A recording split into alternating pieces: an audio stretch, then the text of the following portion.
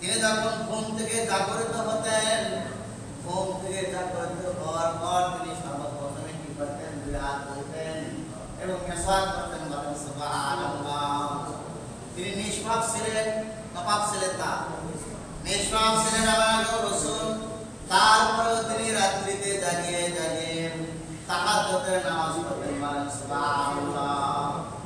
এমন ইবাদত বন্দেগী করতেন, দুপা যেন ফুলে যেত। আয়েশা বলে, ইয়া রাসূলুল্লাহ, ইয়া হাবিবাল্লাহ, আপনার তো কোনো পাপ নাই, তারপরও আপনি ইবাদত বন্দেগী এত করেন কেন? নবী করিম সাল্লাল্লাহু আলাইহি সাল্লাম বললেন, আয়েশা, আমি কি আল্লাহ রাব্বুল আলামিনের বেশি বেশি প্রশংসা করতে পারি না? বলেন সুবহানাল্লাহ। ইবাদত বন্দেগী এত করতেন তিনি রাত্রি জেগে জেগে। নবী করিম সাল্লাল্লাহু আলাইহি সাল্লাম বেশি বেশি আল্লাহকে স্মরণ করতেন। তিনি প্রথমে সোমবার এবং বৃহস্পতিবার রোজা রাখতেন। কয়টা রোজা? সোমবার এবং বৃহস্পতিবার রোজা রাখতেন। তার কারণটা হলো বান্দার আমলটা সোমবার এবং বৃহস্পতিবার ফেরেশতারা আল্লাহর দরবারে পেশ করেন। বলেন সুবহানাল্লাহ। নবী করিম সাল্লাল্লাহু আলাইহি সাল্লাম চাই যে আমার আল্লাহর দরবারে যখন আমার আমলটা যাবে যেন রোজা অবস্থায় যায়। বলেন সুবহানাল্লাহ। নবী করিম সাল্লাল্লাহু আলাইহি সাল্লাম যখন কোনো বিপদে পড়তেন সঙ্গে সঙ্গে সালাত আদায় করতেন। কি আদায় করতেন? আর আমরা বিপদে পড়লে নামাজে ভুলে যাই। কি ভুলে যায়? নামাজে ভুলে যায়। আর বিপদে পড়লে আমরা কি করব? নামাজে দাঁড়িয়ে যাব, আল্লাহর দরবারে কান্নাকাটি করব। আল্লাহ রাব্বুল আলামিন যেন আমাদের সমস্ত বিপদ মুসিবত দূর করে দেন। বলেন সুবহানাল্লাহ। তিনি উন্নত চরিত্রের অধিকারী, সবচেয়ে শ্রেষ্ঠ উন্নত চরিত্রের অধিকারী কে? আমার রাসূল সাল্লাল্লাহু আলাইহি সাল্লাম। আমার রাসূল তিনি প্রতিশোধ গ্রহণ করতেন না। যদি তাই করতেন, মক্কা বিজয় হওয়ার পর কাফের বেঈমানদেরকে সবাইকে হত্যা করতেন। কি পারতেন না? যে মক্কাবাসী নিজের মাতৃভূমিকে তাড়িয়ে দিল, থাকতে দিল না, এমন একজন রাসূলকে যখন রাসূল তিনি মক্কা বিজয় করলেন, সমস্ত মুশরিক ইহুদিকে তাই কি করে দিলেন? ক্ষমা করে দিলেন। সুবহানাল্লাহ। এমন একজন রাসূল তিনি হচ্ছেন সত্যবাদী। তিনি কি? তার জীবনে কখনো মিথ্যা কথা বলেন না, মিথ্যা করাকে ঘৃণা করতেন। এমন একজন রাসূল।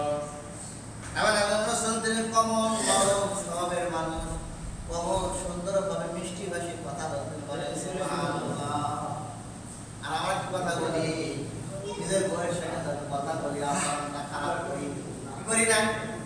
রাসূল কারীম সাল্লাল্লাহু আলাইহি ওয়াসাল্লামের জীবনে কোন স্ত্রীর সঙ্গে খারাপ ব্যবহার করেন নাই।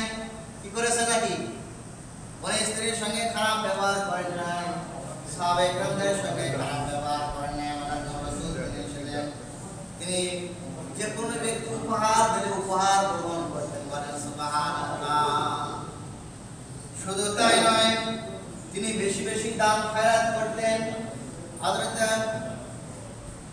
খাদিজা রাদিয়াল্লাহু তাআলা তৎকালীন সময়ে তিনি একজন কোটি হয়েছিলেন। হযরত খাদিজা রাদিয়াল্লাহু তাআলা সমস্ত সম্পদ রাসূলকে উপহার দিয়ে দিলেন।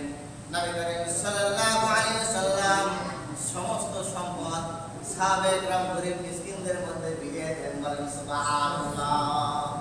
এমন একজন রাসূলের আগমন ঘটল যে রাসূলের কারণে সারা পৃথিবী মাখলুকগুলো হয়ে গেল খুশি আনন্দিত। শুধু একজন বেদা, কে? ইবলিস শয়তান বেদা। নবীর আগমনে খুশি না আমরা বেদা? আলহামদুলিল্লাহ। নবী করিম সাল্লাল্লাহু আলাইহি সাল্লাম ক্ষমা করতে বেশি পছন্দ করতেন। বলেন সুবহানাল্লাহ। এমন একজন রাসূল যখন তিনি রাস্তায় গেলেন, রাস্তার পাশের পাথরগুলো রাসূলকে সালাম জানাত। আসসালামু আলাইকুম ইয়া রাসূলুল্লাহ, আসসালামু আলাইকা ইয়া হাবিবাল্লাহ। পাথরের কথা তিনি বুঝতে পারতেন। আর কথা পাথরের কথা তিনি বুঝতে পারতেন। রাস্তার পাশে যে সমস্ত গাছ ছিল, বৃক্ষ ছিল, সমস্ত গাছগুলা রাসূলকে সালাম জানাইতো। আসসালামু আলাইকা ইয়া হাবিব হাবিবাল্লাহ আসসালামু আলাইকা ইয়া রাসূলুল্লাহ সুবহানাল্লাহ রাসূল কাবর রাস্তা দিয়ে হেঁটে যেতেন আকাশের চাঁদ আকাশের মেঘ পুরো ছায়া বলেন সুবহানাল্লাহ এমন একজন রাসূল একজন বেদুইন এসে নবী করিম সাল্লাল্লাহু আলাইহি ওয়াসাল্লামের নিকট এসে বললেন ইয়া রাসূলুল্লাহ ইয়া হাবিবাল্লাহ ওই যে দূরে যে একটা খেজুর গাছ দেখা যায় এই খেজুর গাছ যদি আপনাকে সাক্ষী দেয় আপনি একজন রাসূল আপনার নবী তাহলে আমি বেদুইন আমি ইসলাম ধর্ম গ্রহণ করব বলেন সুবহানাল্লাহ নবী করিম সাল্লাল্লাহু আলাইহি ওয়াসাল্লাম বলেন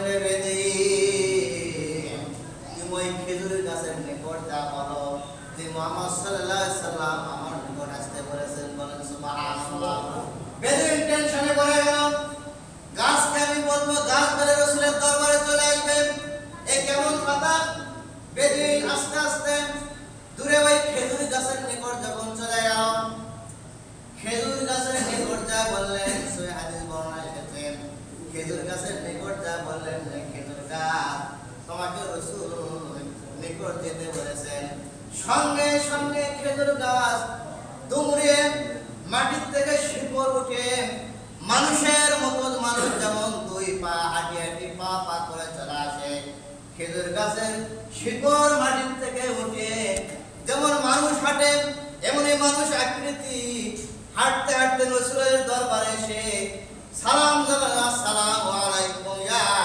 রাসূলুল্লাহ বলেন সুবহানাল্লাহ রাসূল গাছকে জিজ্ঞাসা করলো গাছ তুমি বলো আমি কে মানাম আমি কে গাছ এবার সাক্ষী দিচ্ছেন আশহাদু আল্লা ইলাহা ইল্লাল্লাহ ওয়া আশহাদু আন্না মুহাম্মাদান আবদুহু ওয়া রাসূলুহু বলেন সুবহানাল্লাহ রাসূলের কথা কে শুনলো একটা খেজুর গাছ শুনলো রাসূলের হুকুমে খেজুর গাছ রাসূলের দরবারে হাঁটে আসলো খেজুর গাছ সাক্ষী দিল তিনি একজন কি রাসূল একজন নবী এবং খেজুর গাছকে বলল খেজুর গাছ তুমি যে জায়গায় থেকে উঠে এসেছো তুমি হাঁটে হাঁটে পা পা করে তুমি সেই জায়গায় চলে যাও বলেন সুবহানাল্লাহ আবার খেজুর গাছটা হাঁটে হাঁটে পা পা করে যে জায়গা থেকে উঠে এসেছিল সেই জায়গায় যাওয়া শিকড় গুলো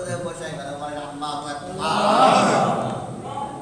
ইহুদির দু চোখের পানি ছেড়ে দিলাম হতভম্ব হয়ে গেল একই দৃশ্য আমি দেখলাম একটা খেজুর গাছ মানুষের মতো হেঁটে রাসূলের দরবারে চলে আসলো ইহুদি বলল হুজুর আমাকে আপনি কালেমা পড়ে মুসলমান বলেন লা ইলাহা ইল্লাল্লাহ মুহাম্মাদুর রাসূলুল্লাহ সাল্লাল্লাহু আলাইহি ওয়াসাল্লাম আল্লাহু আকবার আজ খেজুর গাছ কার কথা শুনলো রাসূলের কথা শুনলো কিন্তু আমরা মুসলমান রাসূলের সুন্নাত তরিকে জীবন পরিচালনা করছি না কেমন ভালোবাসি কেমন আশিক রাসূল রাসূলের সুন্নাত আমার দেহের মধ্যে নাই কেমন আছে না আমার শক্তি খারাপিকার বডির মধ্যে নাই এমনি ভাবে নবী করিম সাল্লাল্লাহু আলাইহি সাল্লাম রাস্তার পাশে যাওয়ার সময় একটা বাগানের মধ্যে তিনি অবস্থান করতেছিলেন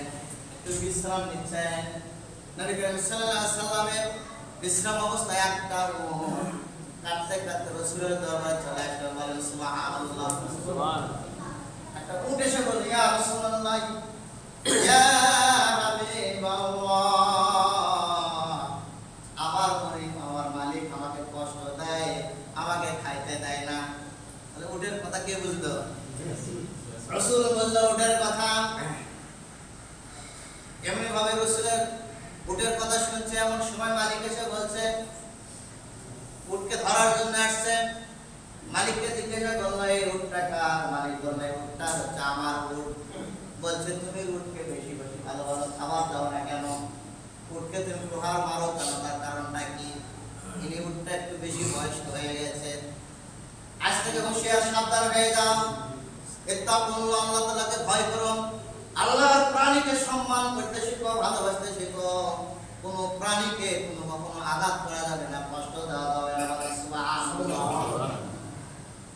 এমন ভাবে নবী করিম সাল্লাল্লাহু আলাইহি ওয়াসাল্লামের তিনি যে রাহমাতুল লিল আলামিন, সারা বিশ্বের মধ্যে তিনি যে রাহমাতুল লিল আলামিন, তিনি মানুষের প্রতি রহমত এবং প্রাণের প্রতি রহমত করেন। সুবহানাল্লাহ।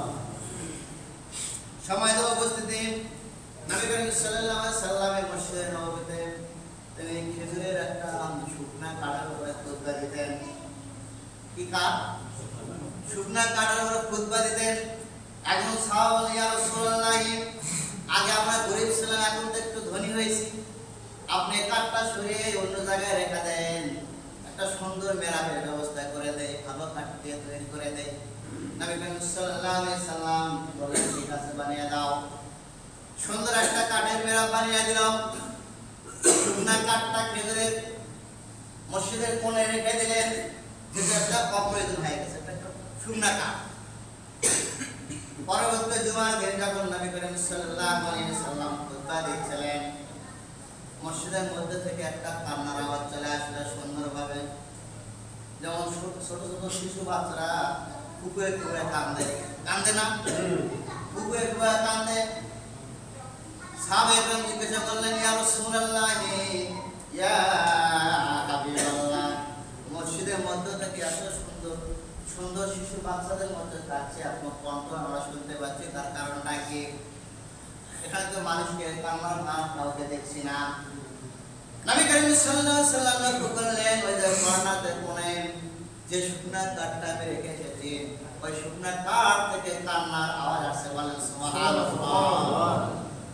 আস্তে আস্তে হাঁটে হাঁটে পা পা করে শুকনা কাঠের নিকট যেমন সন্তানকে মাথা বুলিয়ে আদর করে নবী করিম সাল্লাল্লাহু আলাইহি সাল্লাম ওই কাঠের উপরে রাসূল হাতটা বুলিয়ে দিলেন আর বললেন, রেখা তুমি কাঁদছো কেন? তার কারণটা কি আমি বুঝলাম না।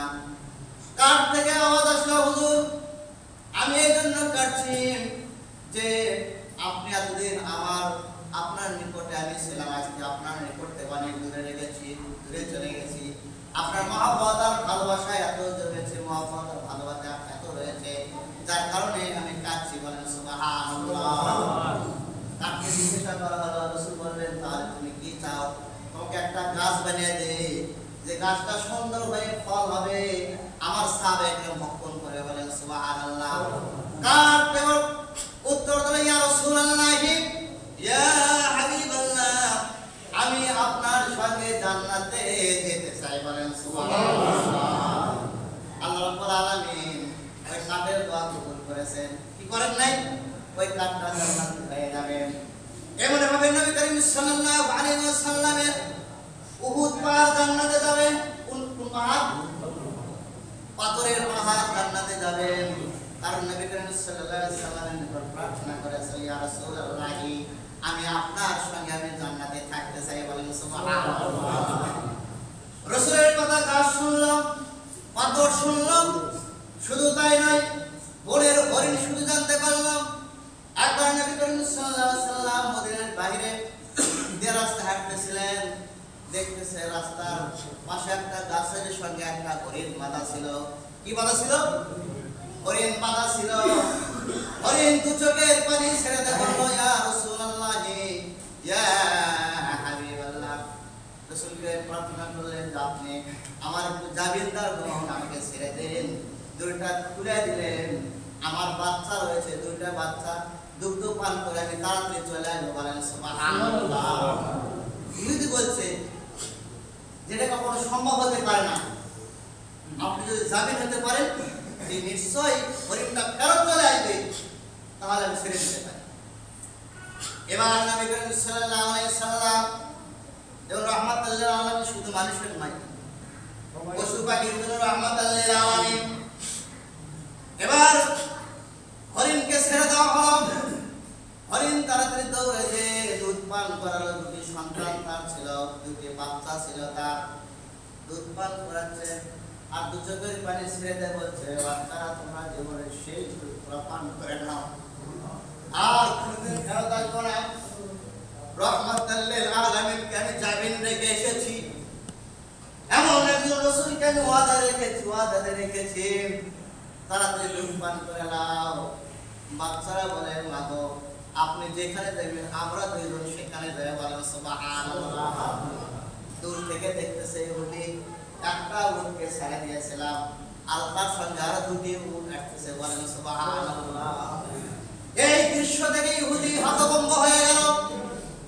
ইহুদি বলতে ইয়া রাসূলুল্লাহি ইয়া হাবিবাল্লাহ, আপনাকে এই হরিণটা আমি উপহার দিয়ে দিলাম, হরিণ আর নেব না।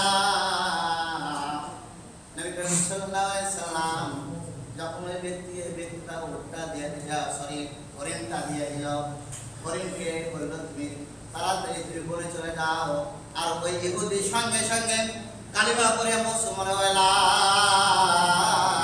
ইলাহা ইল্লাল্লাহু মুহাম্মাদুর রাসূলুল্লাহ। সুবহানাল্লাহ। তাহলে হরিণ শুনলো আমার রাসূলের কথা। কি শুনলো? হরিণ শুনলো, গাছ শুনলো, পশু পাখি শুনলো, আমরা মানুষ হয়ে শুনতে পারছি না। যুদ্ধের ময়দানে একজন সাহাবা যখন যুদ্ধ করছিলেন, যুদ্ধ করতে করতে এখন সাহাবার তীর লেগে যখন চোখটা যখন খুলে আসলো, ওই সাহাবা যখন চোখটা খোলা চোখটা নিয়ে যে রাসূলের নিকট যখন ইয়া রাসূলুল্লাহ ইয়া হাবিবাল্লাহ, আমি অত্যন্ত কষ্ট পাচ্ছি, আমার চোখটা আপনি ভালো করে দেন। নবী করিম সাল্লাল্লাহু আলাইহি সাল্লাম চোখটাকে নিয়ে সঙ্গে সঙ্গে যখন নির্দিষ্ট জায়গায় চোখটা বসিয়ে দিলেন, আর থুতু মোবারক দিয়ে যখন প্রলোভ দিয়ে দিলেন, সঙ্গে সঙ্গে আগেকার যারা ভালো দেখতে পারে বলেন আল্লাহু আকবার। সাহাবা বলেন ইয়া রাসূলুল্লাহ, আগে যা দেখতাম তার চেয়ে এখন লক্ষ লক্ষ গুণ আরো বেশি দেখতে পাই, বলেন সুবহানাল্লাহ। তাহলে চক্ষুর কি রাসূল রহমাতাল লিল এমন একজন রাসূল। সময় তো উপস্থিতি নবী করিম সাল্লাল্লাহু আলাইহি সাল্লামের তিনি রহমাতাল লিল আলামিন।